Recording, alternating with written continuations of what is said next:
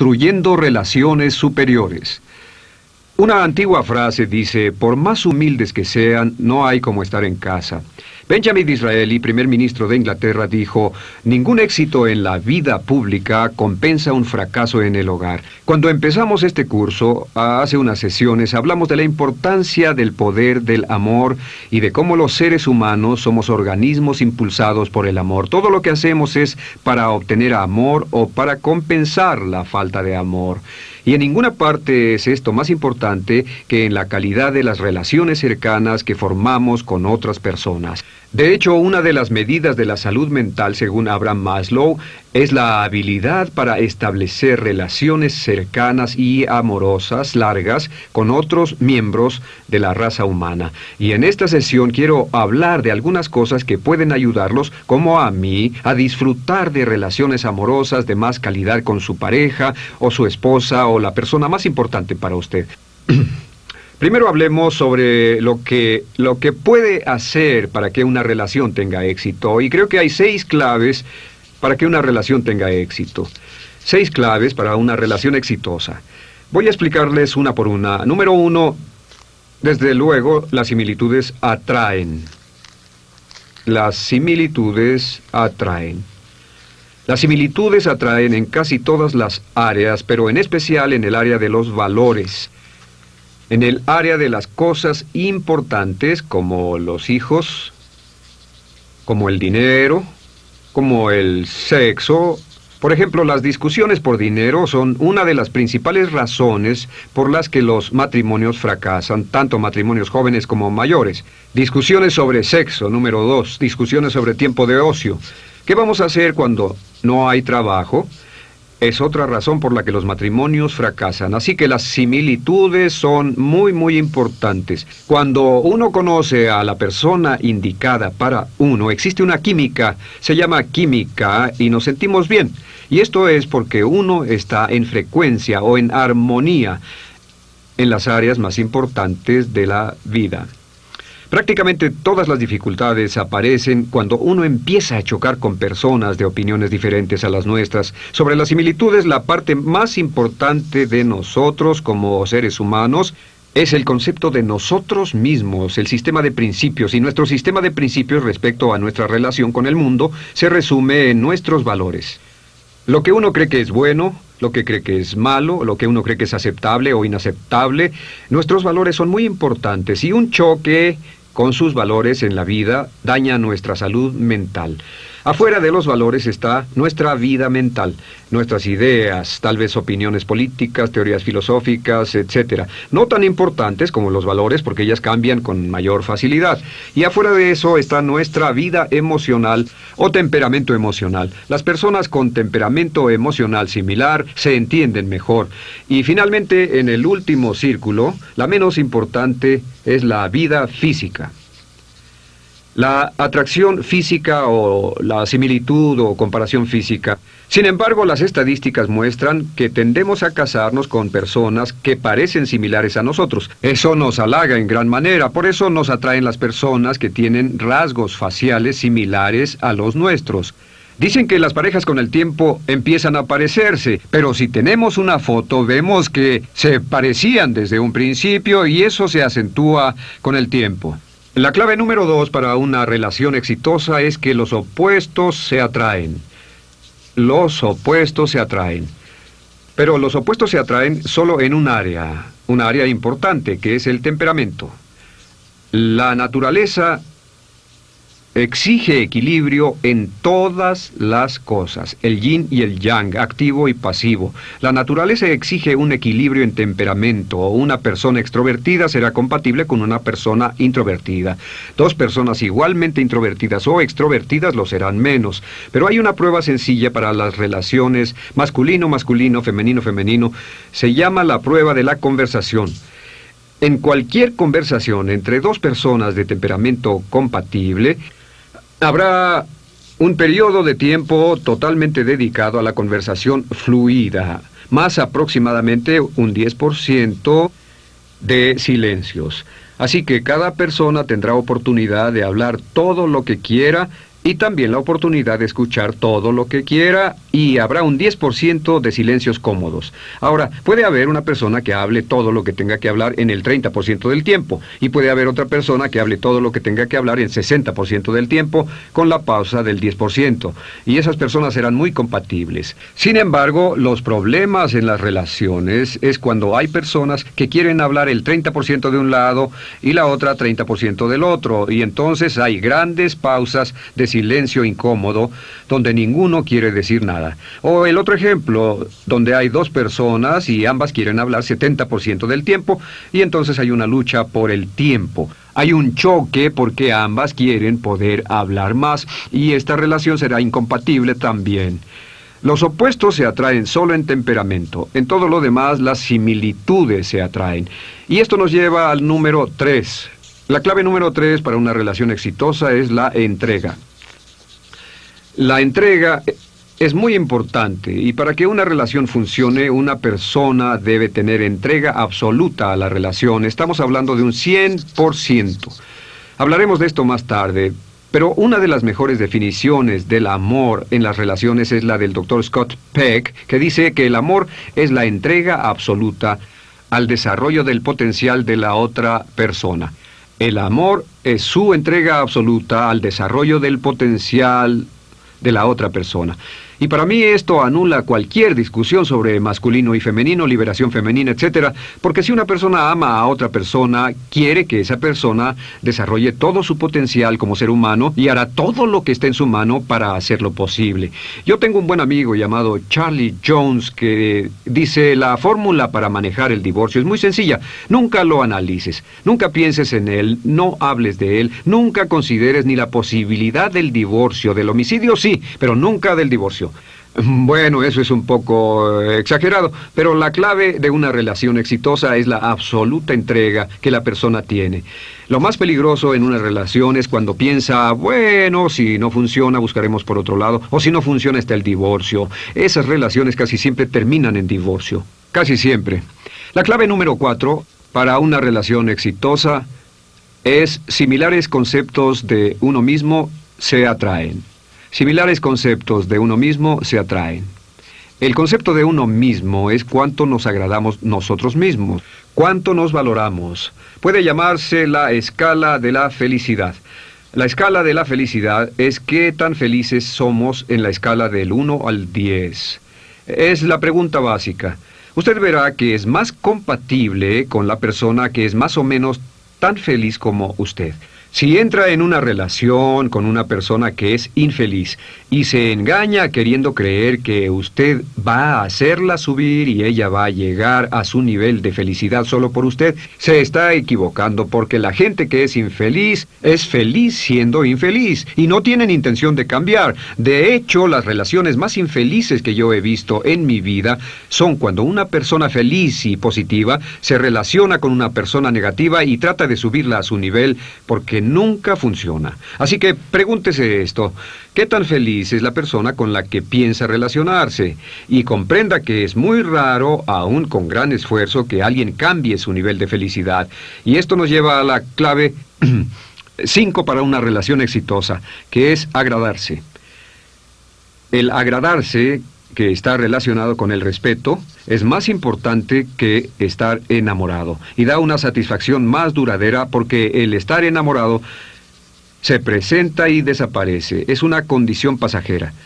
Estar enamorado es algo que ocurre y se va. Uno puede estar furiosamente enojado con la pareja o la esposa y seguir con una excelente relación sin pensar jamás en romperla, siempre que agrademos y respetemos. Pero si el agrado y el respeto surgen de una relación de enamoramiento, no tendrá la fuerza para mantenerlos juntos.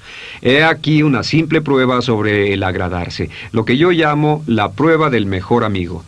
La prueba del mejor amigo dice que si usted es ideal para su pareja será su mejor amigo, que será la persona con la que más tiempo quiera estar, la persona en la que más confíe, la persona con la que será más abierto, honesto, sincero y franco, que su pareja o su esposo será su mejor amigo. Es la medida más simple, porque no se puede obligar a ser el mejor amigo. Se presenta en forma natural cuando cuando todo es correcto. Y al contrario, si uno está en una situación donde no puede decirle a su pareja o su esposo las cosas que son importantes para usted, donde prefiere hablar con otros que con ella, donde se guardan muchos secretos de ella o muchas cosas que se guarda para sí, entonces generalmente no estará relacionándose con su mejor amigo. Y el pronóstico para esa relación no será muy bueno. La clave número 6 para una relación exitosa es la comunicación. La comunicación, el comunicarse en una relación abiertamente, es el elixir que mantiene viva la relación. Sin ello, la relación deja de existir. Sin ello, la relación no es posible, y la buena comunicación en una relación requiere no solo hablar y escuchar, no solo tratar de entender, dar y tomar, también requiere tiempo. Requiere alta calidad y alta cantidad de tiempo. Muy importante, calidad y cantidad de tiempo. Lo que mi esposa y yo hacemos regularmente es irnos de viaje, a veces a lugares que están a 3 o 4 horas, y dejamos a los niños con nuestra empleada o alguien y nos subimos al auto sin radio, sin cintas, 3 o 4 horas a hablar. Y en esta forma conseguimos conversación de alta calidad y cantidad. Si usted usa esa analogía, lo que podría llamarse analogía de viaje en auto, es decir, conversación ininterrumpida con su pareja por un largo periodo de tiempo, va a pasar algo muy positivo, pero si no pasa tiempo y de alta calidad con su pareja, la relación se deteriora y muchas relaciones mueren así. Aquí hay 2 puntos que considero vitales, en mi opinión como hombre. Número 1, no olvidar que los hombres no leen la mente. Para las mujeres les es muy difícil entender que los hombres no leemos la mente. No sabemos qué es lo que quieren decir las mujeres o qué quieren ellas que pensemos, y no es justo que las mujeres esperen que el hombre sepa qué les molesta o qué quieren o qué necesitan. Y número 2, recuerden que los hombres somos directos y las mujeres indirectas. ¿Qué significa esto? Pues, si un hombre y una mujer van en el auto y la mujer tiene sed, cuando pasen por un restaurante, ella puede decir, oye, ¿tienes sed? Y él dice, no, y sigue adelante. Lo que ella quería decir era que tenía sed y que quería parar, pero el hombre, en contraste, si tiene sed y ve un restaurante, dice, ¡vamos! Las mujeres tienden a ser indirectas y se irritan cuando el hombre no entiende lo que tratan de decir. Así que algo que puede mejorar la comunicación es ser más directas, ser un poco más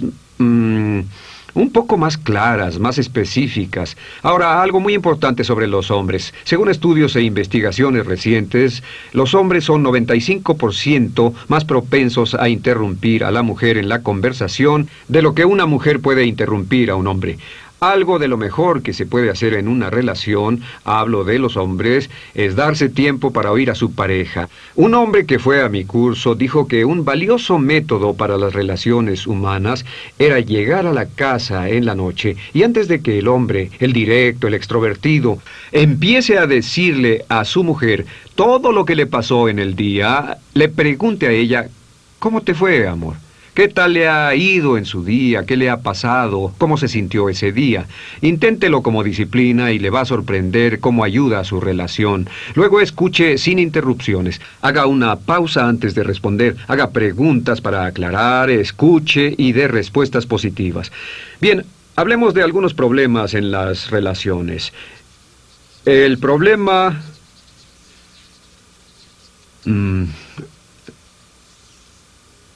El problema número 1 en las relaciones es falta de entrega. La falta de entrega es bastante común porque vivimos en una sociedad en la que se considera prudente protegerse no entregándose a ninguna persona. Así que la gente inicia relaciones, pero solo se da superficialmente. La falta de entrega se expresa también en una relación de intercambio. En una relación de intercambio, cada uno dice, tú haz tu parte y yo hago la mía. Tú pon lo que te toca y yo lo que me toca. Y ninguno de los dos quiere entrar en un 100%. Ninguno quiere correr el riesgo de ser rechazado. Y como ninguno de los dos quiere ser rechazado, ambos terminan rechazados. Y la clave para resolver esto, como dije antes, es que cada individuo haga una entrega absoluta en esta relación y se proponga que pase lo que pase, no dejará esa relación.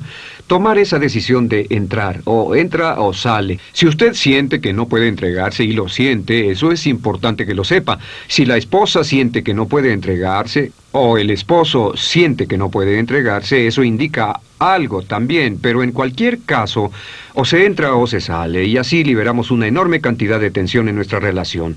El número 2 es tratar de cambiar al otro, o esperar que el otro cambie. Cuando tratamos de cambiar a otra persona, lo que estamos diciendo en realidad es: tú no estás bien como estás. Para mí no eres suficiente. ¿Cuántas veces una persona llega al matrimonio diciéndose: bueno, yo lo voy a cambiar con el tiempo, se moldeará cada vez más hacia el modelo que yo deseo o yo apruebo? Cuando tratamos de cambiar a otra persona, ¿saben lo que está pasando? Estamos desaprobando a la persona como es y las cosas que hace. Le pedimos que sea diferente, queremos que sea más así o menos asá. El gran filósofo norteamericano Flip Wilson tenía una fabulosa expresión respecto a esto. Él decía esto: lo que uno ve es lo que tiene. No entre a una relación con la intención de cambiar a la persona, porque lo que ve es lo que tendrá. Las personas no cambian a menos que deseen mucho el cambio y estén dispuestas a practicar lo que hemos dicho en el seminario. Sin embargo, si dejamos de tratar de cambiar a la otra persona y la aceptamos sin condiciones, con amor y aprobación incondicionales, a menudo ella hará un esfuerzo para cambiar por usted. Pero hay algo en todo ser humano que se resiste a ser cambiado por otra persona. La causa número 3 de problemas en una relación son los celos. Los celos están conectados a un miedo al fracaso. ¿De dónde provienen los celos? Provienen de nosotros cuando no sentimos que somos valiosos. Provienen del viejo sentimiento de baja autoestima. No valgo lo suficiente. Esto, por cierto, es algo que está arraigado en nuestro complejo de inferioridad. Alfred Adler, el gran psicólogo y discípulo de Freud, dijo que la condición humana natural es sentirse inferior. Y la razón es que crecemos como niños en un mundo de gigantes, donde se nos hace sentir inferiores por ser pequeños. Y luego, como adultos, seguimos luchando contra el complejo de inferioridad. El sentimiento de no valgo lo suficiente lleva a los celos, a sentir que una persona no puede amar sin condiciones. Y por lo tanto, no estoy a salvo, no estoy bien en esta relación, y la forma de superar el sentimiento de celos es desarrollar el concepto de uno mismo, decirse muchas veces: me agrada como soy, amo lo que soy, porque mientras más eleve su autoestima, hay una relación inversa entre estos miedos y lo que pensamos de nosotros. Si nos aceptamos, crece nuestra autoestima, y el sentimiento de celos, el miedo al rechazo, el miedo a perder el amor y demás se van.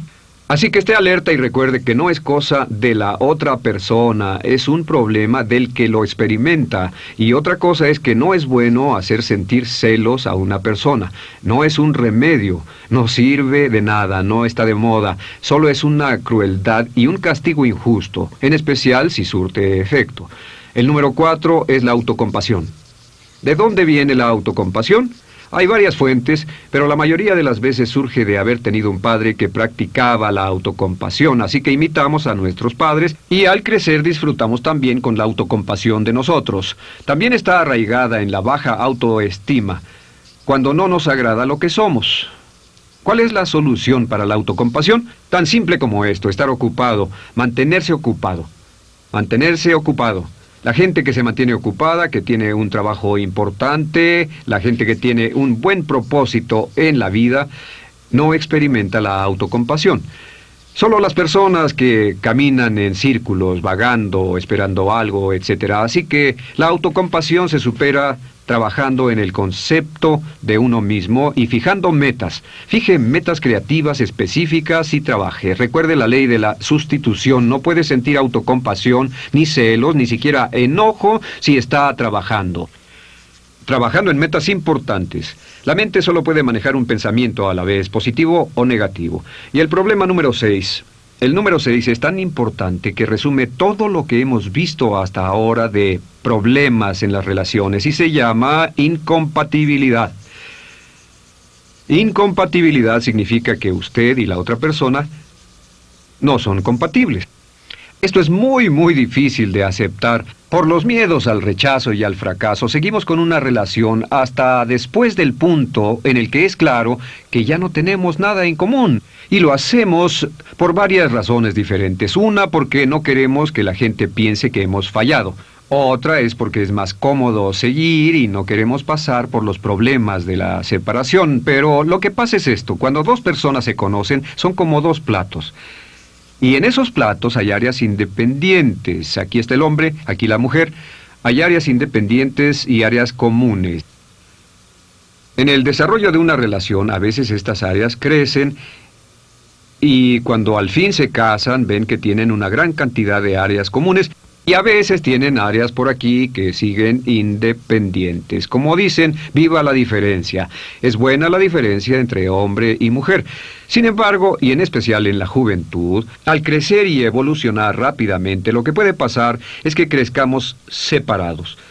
Y llegar al punto en que el hombre y la mujer tienen una gran brecha entre ellos, tienen muy poco en común. ¿Cómo saber cuándo hay incompatibilidad en nuestras relaciones? Número 1, lo primero que se va es la risa. Las personas dejan de reír juntas y después se va la amistad. Las parejas ya no se ven como amigos, se ven como personas que están obligadas a estar juntas. Si aparece la incompatibilidad en una relación, lo mejor y más natural es tratar de parchar, buscar una especie de puente, tratar de unirlos de nuevo, especialmente si hay hijos y muchas cosas en juego. Sin embargo, mucha atención, la incompatibilidad no es tan extraña. La incompatibilidad es lo común, es la regla. Hay que conocer a docenas de miembros del sexo opuesto antes de encontrar uno con quien establecerse. Si la incompatibilidad se presenta, acéptela como una realidad. Porque si no va a terminar entrando al fenómeno de la negación. Y la negación causa tremenda tensión, resistencia e infelicidad. Número 2, recuerde que si llega a suceder, nadie es culpable. El hecho de que usted no sea compatible con la otra persona no quiere decir que esa persona esté mal, ni tampoco que usted esté mal. Es solo que hay incompatibilidad, eso es todo. Recuerde que eso pasa como la lluvia. Cuando llueve nadie es culpable, es espontáneo. El fenómeno más común en las relaciones es la incompatibilidad. Y un último punto en la incompatibilidad. En mi experiencia he visto una razón importante por la que se sigue con una relación que ya no es feliz. Cuando ya no hay amor, no hay música, no hay risa, no hay futuro en la relación. Y es por lo que los demás puedan decir. Por lo que los demás puedan decir. Y esto me sorprende porque he hablado con personas, he estado en esa situación, no he pasado un fracaso matrimonial, pero fui soltero 35 años y tuve relaciones que no funcionaron y me sorprendió la enorme presión social que hay creada por nuestra propia mente para seguir con una relación que no se disfruta, porque los demás pueden desaprobarnos. Pensamos que va a molestar a otros, que vamos a entristecer a otros. Y la verdad es que al final todo el mundo se da cuenta de que a nadie le importa nuestra relación más que a nosotros. Y si sacrificamos nuestra paz por lo que otros puedan decir, jamás vamos a ser felices. La incompatibilidad es una realidad. Si no se puede reparar, si no se puede superar, manéjela con honestidad, manéjela con serenidad, enfréntela abiertamente, trátela respetuosa y dignamente, y busque una forma de resolver la relación, de modo que no hiera a nadie más de lo necesario. No olviden esto en las relaciones amorosas, que su objetivo, su responsabilidad es fijar la alegría y la satisfacción en su relación como su norma mínima. Busque la paz, la felicidad, la alegría, la satisfacción, la tranquilidad, para hacer de su hogar y su relación amorosa el centro de su vida emocional. Y no se conforme con ninguna otra cosa. Siga buscando, siga trabajando, luchando, cambiando, lo que sea necesario, pero es por usted, por su vida, por su carácter, su integridad, su paz emocional, su salud y su futuro. No acepte nada menos que una relación que disfrute inmensamente. Cuando uno mira hacia atrás en su vida, descubre que los momentos en los que realmente se ha vivido son los momentos en los que se han hecho cosas por amor. Henry Drummond.